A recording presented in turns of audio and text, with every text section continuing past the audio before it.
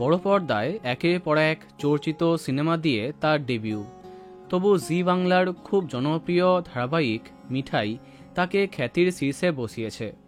Seed মানে আদ্রিত রায় সেই সময় ছিলেন সবার আগে, কিন্তু মিঠাই শেষ হয়েছে 1 বছর হয়ে গেছে, এখনও তাকে পর্দায় দেখতে পায়নি দর্শক।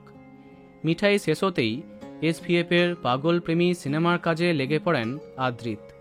গত 1 বছরে সেই ছবির কাজ প্রায় শেষ, কিন্তু সম্প্রতি একাধিক কারণে প্রোডাকশনের সঙ্গে তার মতবিরোধের জন্য বন্ধ হয়ে গেছে এই ছবির কাজ। বিস্তারিত জানতে আই বাটনে থাকা ভিডিওটি দেখতে পারো। তবে এত খারাপ খবরের মাঝে একটি ভালো খবরও সামনে এসে গেছে। সম্প্রতি বাংলা ছেড়ে হিন্দি টেলিভিশনে সফল হয়েছেন কুশল আহুজা। এবার সেই পথেই এগোচ্ছেন সবার প্রিয় আদ্রিত রায়। হ্যাঁ, জানা গেছে একটি হিন্দি ধারাবাহিকের জন্য প্রোমো শ্যুট করতে তিনি মুম্বাই পাড়ি দিয়েছিলেন এবং সেটা সম্পূর্ণ করেই কলকাতায় চলে আসেন, যার জন্য কর্তৃপক্ষের সাথে তার ঝামেলার কথাও সামনে আসে। তবে সবকিছু নাকি ঠিক হতে যাচ্ছে।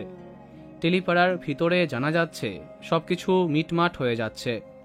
তাহলে সব ঠিক থাকলে বাংলা নয় বরং হিন্দি ধারাবাহিকে নায়ক চরিত্রে দেখা যাবে আদ্রিতকে।